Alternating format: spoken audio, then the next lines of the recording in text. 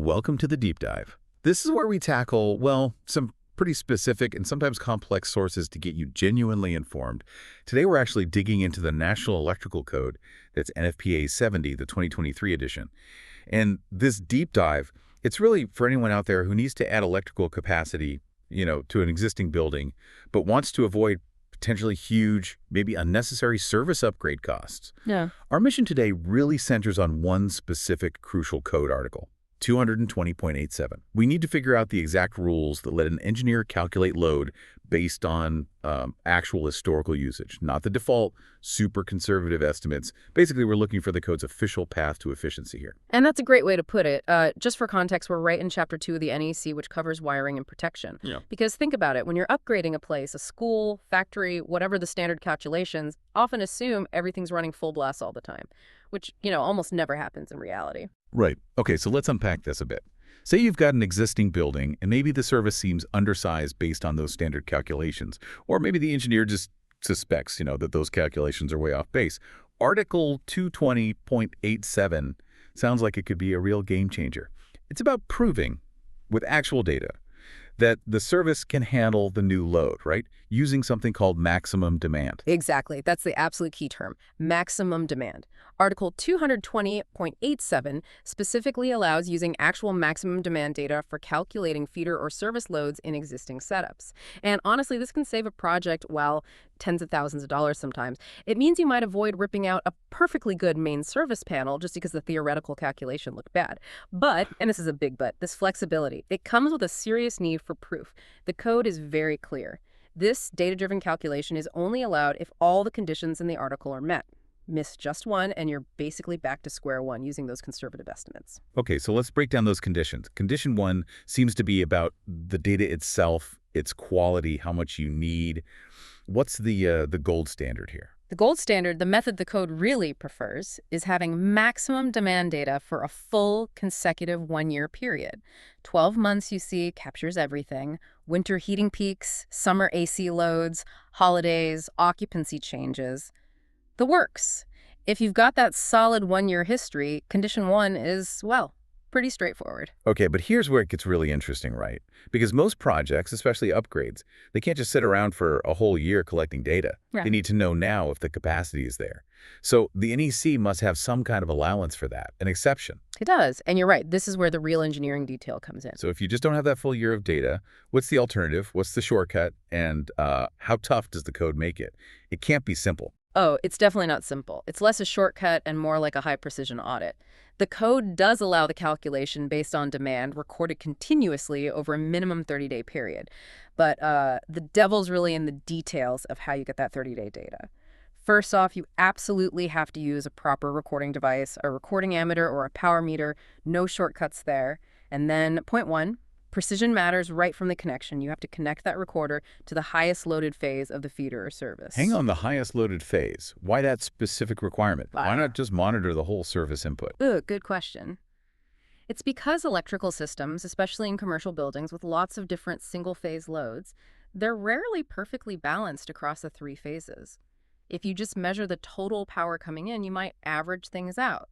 You could completely miss that one particular phase wire is running, dangerously close to its limit. By specifically monitoring the highest loaded phase, you're stress testing the system's weakest link. You ensure the conductors, which have a maximum current rating, their ampacity, are genuinely protected based on the worst-case scenario within the system itself. Okay, that makes perfect sense. You test where the stress is highest. Yeah. Got it. Now, about the measurement itself during those 30 days, you mentioned maximum demand earlier. How is that peak defined within this 30-day window? Is it just the highest instantaneous spike? No, and this is probably the most critical technical detail in the whole article. The code defines maximum demand here as the highest average kilowatts reached and maintained for a continuous 15-minute interval. A 15-minute average. That's specific. Why 15 minutes? Why not, like you said, that instantaneous peak current when a big motor kicks on? Because those instantaneous spikes, they're transient. They might cause a voltage dip or a momentary surge, but they don't usually cause the sustained heating in the wires and equipment that leads to damage or, failure. That 15-minute averaging period smooths out those really short, sharp peaks. It makes sure you're capturing the true sustained demand that the system components actually need to handle safely over time without overheating. It's about thermal load, really. Right, it filters out the quick blips to see the real, sustained stress. And I assume to make sure this data is actually useful, the recording period needs to reflect when the building is actually running hard. Exactly right. The recording has to be done when the building or space is occupied and operating under, typically peak conditions. And not just occupancy. The measurement, whether you measure it directly or calculate it in, must also account for the larger of the heating load or the cooling load, plus Hmm. any other big loads that might be seasonal. You can't just pick a mild 30 days in, say, April or October, when the HVAC is barely running and claim that's your peak. You have to demonstrate that your 30-day window really captured the likely maximum demand, including those big thermal loads. Okay, so the rules for how you measure using this 30-day method are incredibly strict. Highest phase, 15-minute average peak conditions account for HVAC. But now, let's talk about the exceptions to the exception. You could do a perfect 30-day study, right? Follow all the rules, capture the peak season, and still not be allowed to use the data. Yes, absolutely. There are specific situations where this 30-day exception method is not permitted at all. These are really important limitations, mostly dealing with modern systems where the load profile gets more complex. The code specifically blocks the 30-day rule under two main conditions. First, if the feeder or service has a renewable energy system connected, like solar photovoltaic panels or maybe a wind turbine. And second, if the system uses any kind of technology for peak load shaving. Okay, that's significant. Why? Why would having solar panels, which are supposed to help with load, or having peak shading suddenly mean you must have the full year of data? What breaks the 30-day model? It really boils down to data reliability, whether that 30-day snapshot truly represents the maximum load the utility service might actually see. Let's take peak load shaving first. That's basically when a system actively manages demand, maybe using batteries or shedding non-essential loads during high-cost periods, right? If you run your 30-day test while that system is actively shaving the peak, your recorded demand is artificially low. It doesn't show what the building would draw if that management wasn't happening. Ah, I see. So the measurement is masking the true potential peak. You're measuring the managed load, not the required load the service needs to be sized for ultimately. Precisely. And it's a similar logic for solar PV or other local generation. Think about doing your 30-day test in the middle of summer, lots of sun. The solar panels are generating a lot of power, offsetting a big chunk of the building's AC load. So the meter at the service connection sees a relatively low demand during the day. But what happens when the sun goes down, or even just behind a big cloud? That solar generation vanishes instantly, and the entire building load gets pulled from the utility service. That could spike the demand way higher than anything you recorded during your sunny 15-minute intervals. So when you have these active systems generating power like solar or managing load like peak shaving, the relationship between the building's internal load and what the service actually experiences becomes, well, unpredictable over just 30 days. The code, quite wisely, I think, says for these kinds of dynamic managed systems, you really need that full year of data to capture all the variations accurately. Sunny days, cloudy days, different seasons, everything. That's a really clear explanation. It shows why something designed for efficiency, like solar, actually triggers a more stringent data requirement under this specific rule. Okay, so we've covered condition one. The measurement rules either the one-year standard or that very rigorous 30-day exception with its own pitfalls. Now, let's circle back to safety. Measuring demand is one thing, but ensuring safety is paramount. This brings us to conditions 2 and 3. Absolutely essential. Using historical data can't ever be an excuse to compromise on safety. Condition 2 is that core safety margin we touched on, the 125% factor. Right, let's detail that. Condition 2, the 125% rule. Maybe walk through a quick example. Because just saying 125% might not click immediately. Sure, so the rule states, the maximum demand you determined, using either the 1-year or the valid 30-day method, has to be multiplied by 125%. Then you add your proposed new load.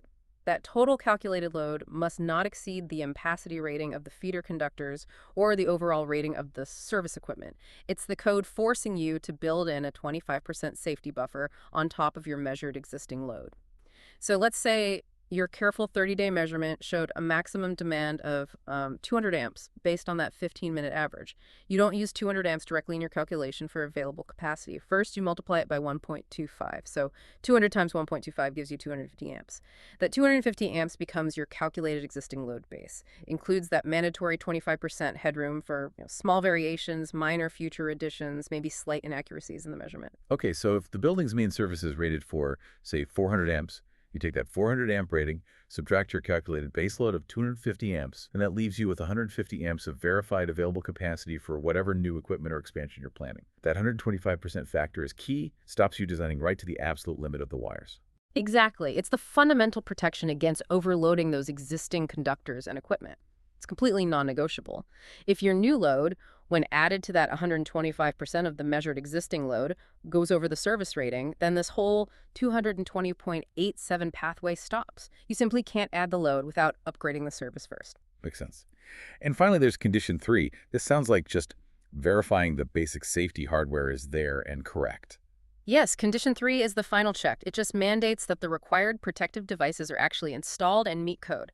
Specifically, the feeder needs to have overcurrent protection that complies with NEC section 240.4, that's typically your circuit breakers or fuses, and the main service needs overload protection according to section 230.90. Basically, it connects everything back to fundamental safety. The clever load calculation doesn't mean anything if the basic breakers and fuses aren't properly sized and functional. Wow, okay. That was surprisingly detailed for just one article in the code. But it really lays out how you can use data for efficiency as long as you follow these very specific, rigorous steps. So let's quickly recap the two main paths under 220.87 for figuring out existing load. Path 1, the gold standard, get a full year of demand history. Path 2, if you can't wait a year, there's the 30-day measurement option, but it's a serious audit. You've got to use a recorder, monitor the highest loaded phase, and define your maximum demand by that specific 15-minute average rule, the one that captures sustained thermal load, not just spikes. And crucially, remember those safety requirements that apply no matter which path you take. You always have to apply that 125% safety factor to your measured existing demand before adding the new load. Plus, you must verify the overcurrent and overload protection is correct. And don't forget those critical exclusions for the 30-day method. If you have solar PV or wind or any kind of peak load shaving system, that 30-day option is simply off the table. You must use the one-year data in those cases. So what does all this mean for you, the listener? It really means that leveraging actual usage for electrical design isn't just about saving money. It's about adhering to really specific, codified measurement protocols. The NEC offers this flexibility, but it demands precision right down to how many minutes to find a peak load. Exactly. And maybe here's a final thought to chew on. Look at those exclusions again. Solar PV, peak load shaving. These technologies are becoming more common, right? Their exclusion from the 30-day rule tells us something important about the future. As our buildings become less like passive energy consumers and more like active energy managers, our old ways of just measuring historical demand might not be enough. It makes you wonder, what kind of data, beyond just simple kilowatt demand over time, might future versions of the code need to incorporate to safely evaluate capacity in these increasingly complex dynamic electrical systems, maybe even over shorter measurement periods? That's something to think about.